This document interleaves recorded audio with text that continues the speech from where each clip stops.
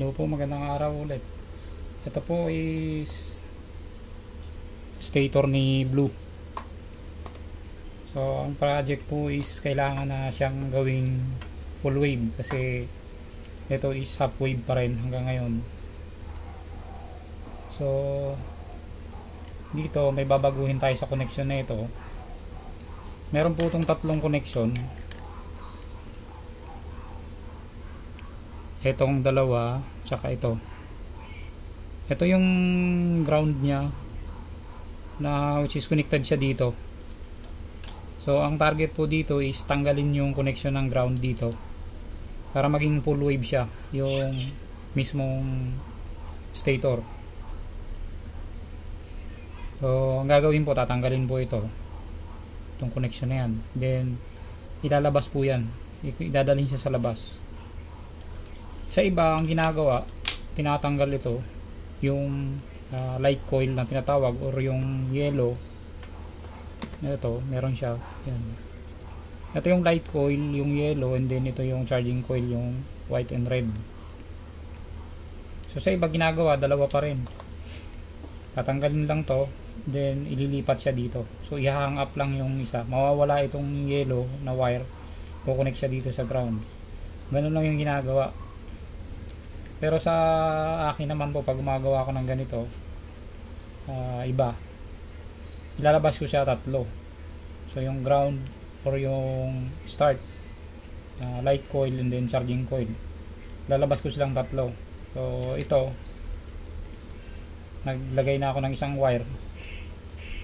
So dito, pinadaan lang dito, and then isasama rin siya dito sa mismong ano niya, rubber na seal. So then dadalhin siya dito. So dito muna tayo sa ano. Ang gagawin is tatanggalin ito. Sa tatlong yan, ito yung dalawang may connection, ito yung light coil, ito yung charging coil. Then ito yung pinaka ground or yung start neutral. Nakakonect ito sa mismo dito. So ito yung pinaka body ground nya. So tatanggalin natin siya para mawala yung connection nya, then papalitan natin.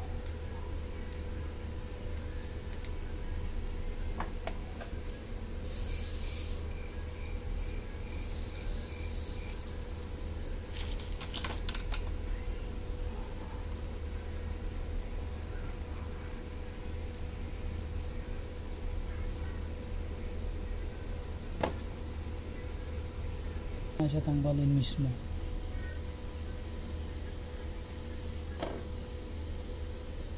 Diyan naalisin yung pinaka winding.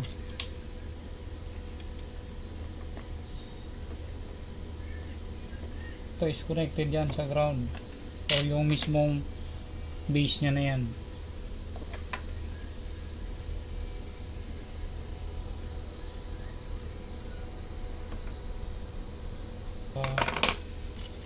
Tinatanggal yung wire na yan, then kinukonek na lang sa yellow wire. Hindi na sila naglalagay ng another or isa pang wire, hindi na sila naglalagay. Ito yun, yung pinaka start. So, kailangan siyang ilabas.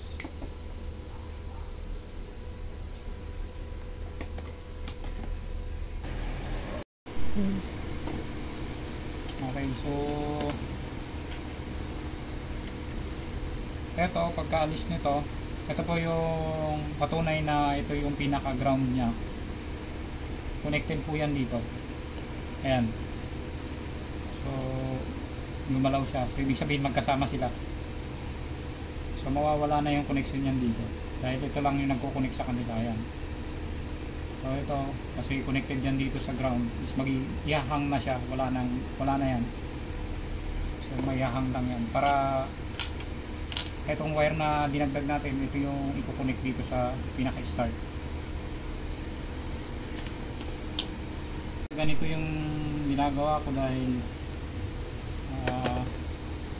pagka naisipan nyo ulit na bumalik sa stock or mismong ano, gusto nyo bumalik na sa dati or gusto nyo nang ibalik yung original na regulator,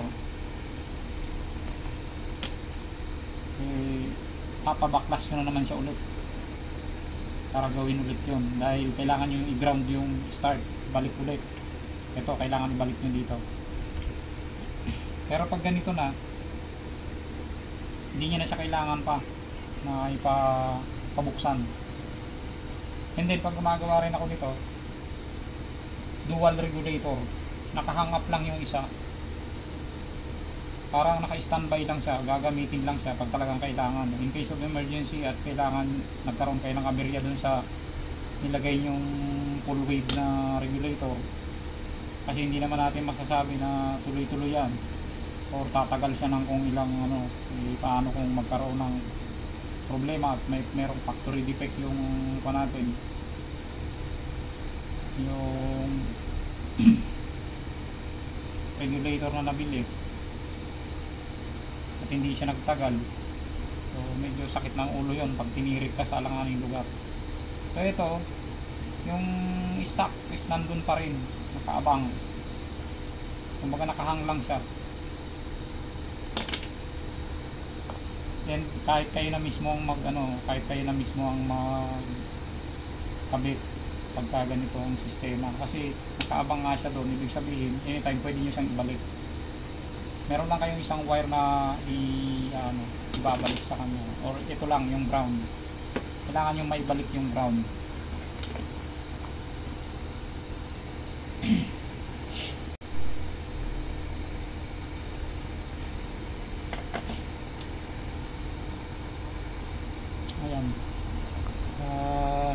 Ayan, nakahinang na siya dito.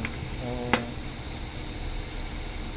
itong nilagay natin na tube, dito natin ito sa kanya, so gawing pinaka insulator mo. Ayan, tapos pwede na natin siya padaanin dito, ganun. Ayan, ganyan.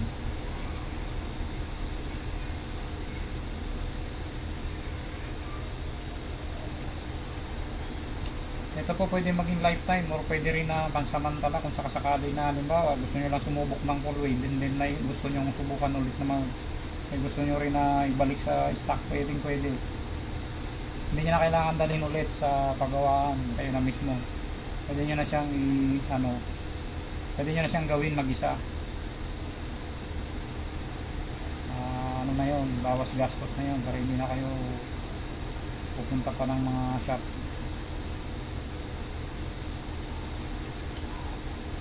Kasi yung iba ayaw talaga maggawa ng ganito, kasi yan, trabaho yan pag oras na gagawa ka ng ganito.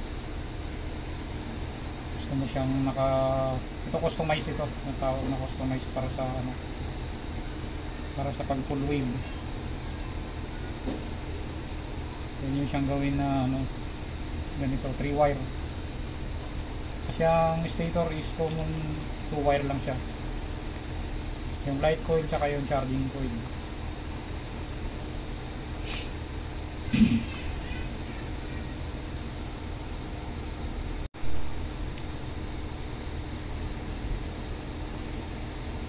Yan, yan.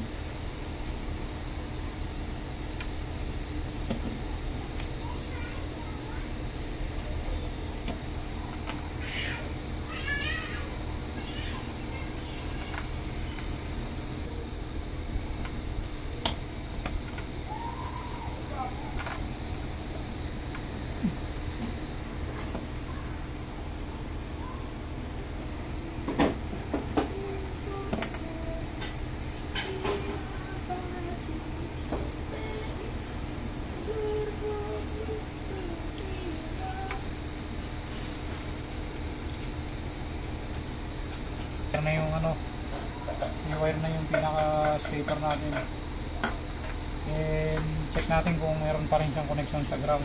Sa ngayon kasi wala na siya, wala nang connection dito sa ground. Ayan. May connection na kanya is itong tatlo na to.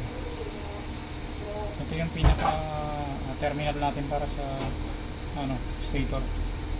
Ayan. Then ito yung start.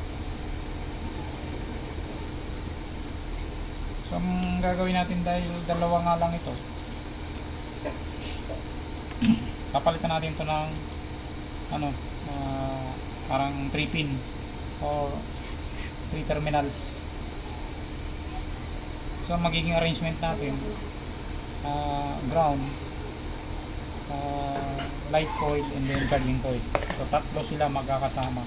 Merong mga motor na ganun talaga, tatlo talaga siya, nakaabang na siya dun mismo, or naka 3 pin talaga. So yung gagamitin natin na ano, ito, 3 pin siya, papalitan na to. Ayan, para ano, malinis siya tingnan, walang hindi nakakalat ito sa labas. So ganito ang gagawin. Ayan. Pero lalagyan natin to ng ano, ito kasi gagawin kasi dito, lalagyan natin ng parang ano siya, ito magiging dalawa. Yung isa is lalagyan natin ng lugs. Yun yung sinasabi ko na pwede mo siyang ibalik kahit anong oras, pwede mong gawin yun. Hindi mo na kailangan pang dalhin sa ano, ikaw na mismo gagawa. Ito yung rectifier na gagamitin natin dito. Dito kay Blue kasi naka-stock pa rin siya eh. So ito yun, hindi Huawei ito pero iba, hindi ko sure kung alin ba yung orig sa mga brand na ganito, pero iba ito dun sa unang nagamit ko. Yung nandun sa isa ko, yung si yellow is ano, ganyan din, and then ganito na rin ang style nun, para in case of emergency nandun pa rin yung stock. Pwede pa rin siya tumakbo pagka tumirik siya at nangyaring nasira yan, kasi nasisira din yan, magkakaroon ng problema talaga yan.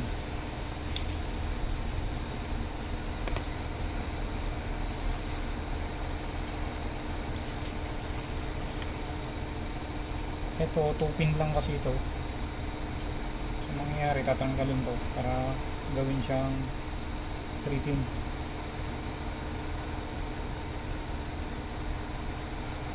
May lock to sa loob. Yan. Yan. So ang gagawin mo, dapat maging tatlo na sila para may connect yan.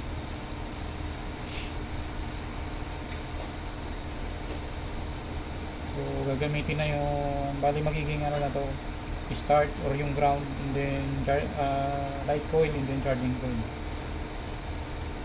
Tatlo. So 3 pin dito na sila, lalagay na sa panibagong ganito.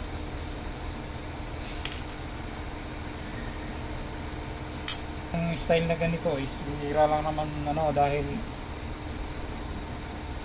ang regulator kasi na stock is yung body niya is naka ano yun, naka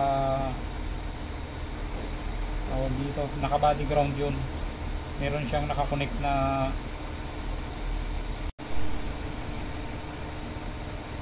so wala talaga siyang nilalabas na sariling negative papunta sa ano, papunta talaga sa battery. Hindi kagaya sa full wave, hiwalay yun, positive negative is nakahiwalay,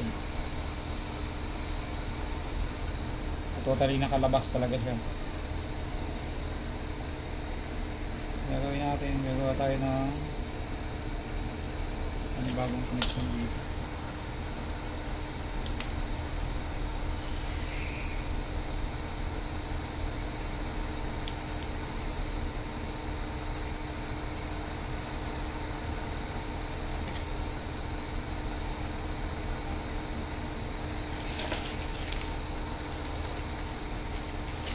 Ito para lang sa ano to, kung gusto nyo lang naman na ano, yung tipong gusto nyo mag DIY na kayo lang, kasi pagka sa paggawaan talaga walang ganito, hindi nyo to ano, sarili lang ba, kung gusto nyo lang naman na ganito din,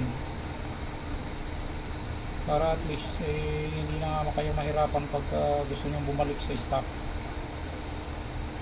o bumalik sa pinaka original na design ng stator. Mas pambihira yung gagawa niyan. Ewan ko lang kung hindi pong may gagawa, pero Tapos hindi na nila ano yan. Dito gagawa tayo ng dalawa dahil ang gagawin ko nga dito is ilalabas ko siya as ano, start or yung ground.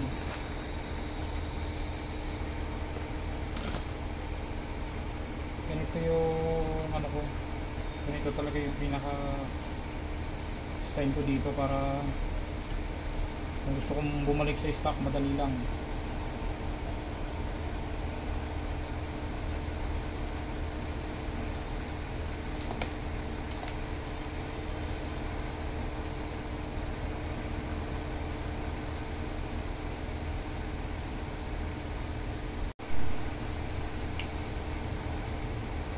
Hindi pa naman ako laging gumagawa nito, pero ito lang yung naisip ko na ano, para hindi na kailangan pang magpa-baklas ulit. Hindi natin ang continue na dahil baka maano yan, baka matanggal. Nipit lang yan.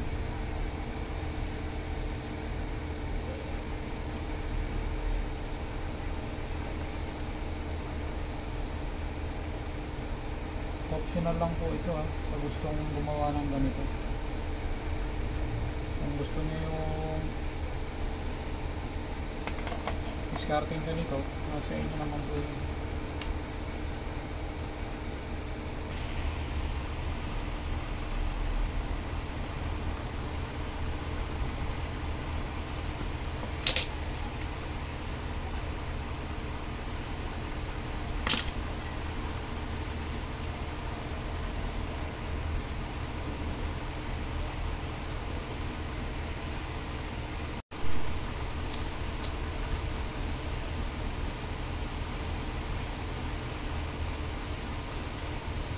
Itong start na to or itong ground is ilalabas lang to ganito, nakalabas lang siya, then lalagyan ng ano yan, lalagyan siya ng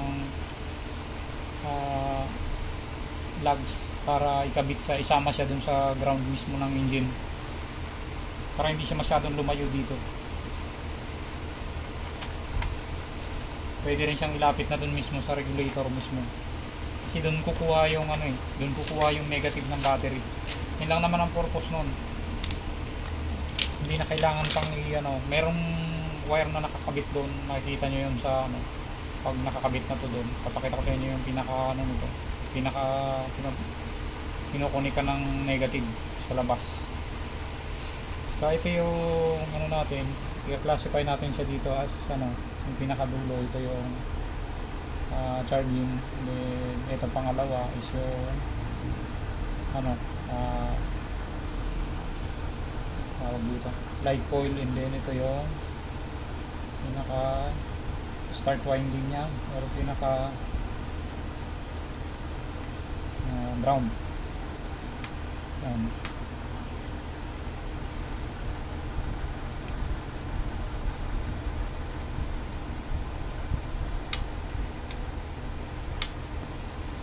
Ito, okay na.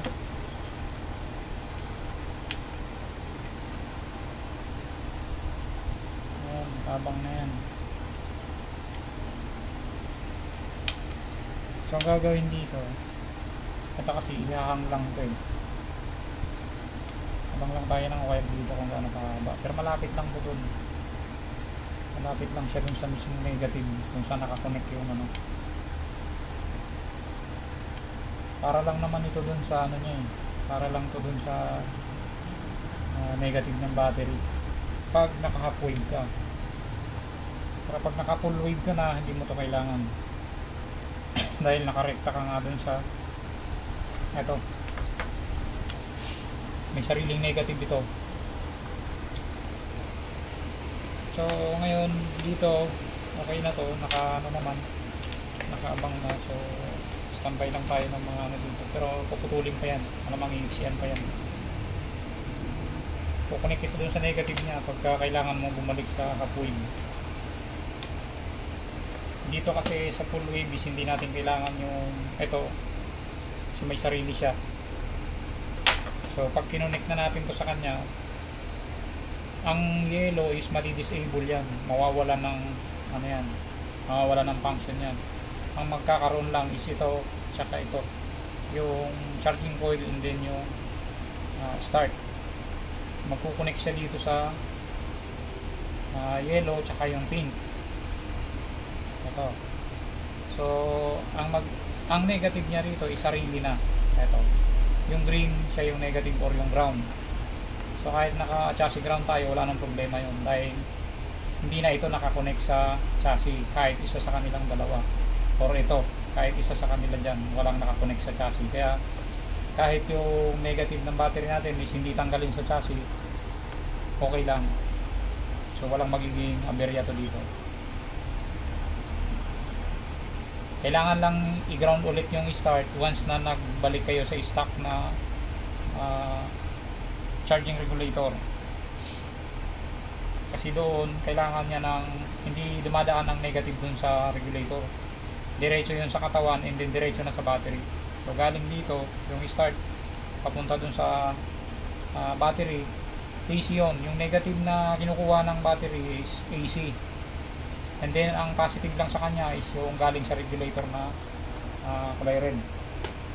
Or ito lang ang dumadaan doon, yung charging. So siya lang yung pinaka dumaan sa regulator natin. Kaya nga half wave siya eh. Kasi ang kabila niyan is AC, ang kabila DC. So may polarity lang yung kabila, pero yung kabila wala. So dito dahil magpo-full wave na tayo, ang gagawin, so ito lang ang gagamitin. Although nakahang ito dahil hindi naman natin ito kailangan i-ground kasi full wave ang gagamitin. Pero prepare ko to para sa dual regulator na gagawin. Nandun na yung harness ko, naka-ready na siya. So papakita ko na lang sa inyo kung paano and then yung mga hindi pa kabisado sa ganito, nakaiwalay kasi ito eh. Ito yung nabili ko na regulator na nakaiwalay. Ito yung signal. Papunta to sa sa ACC or sa accessories. Sa accessories wire mismo ng harness, body harness or yung harness ng motor.